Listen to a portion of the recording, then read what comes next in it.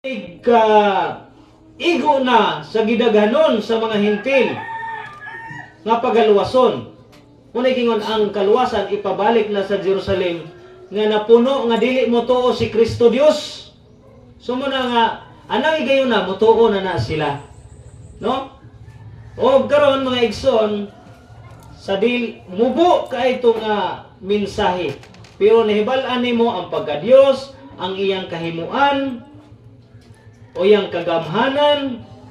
Sinang kaana gitagaan siya ngalan sa labang ngalan nga gamhanan, mao bitaw na nga gigamit kaniadto sa gipang-ayo o masakiton, nagbuhig mga patay, no, naghimog milagro. So kaya aron dili punta magsapaw sa pikas nga magtigom unya. Dili kutob akong mensahe kay ang tinuod nga magtotoo o Kristohanon o Dios nun naghatag man ta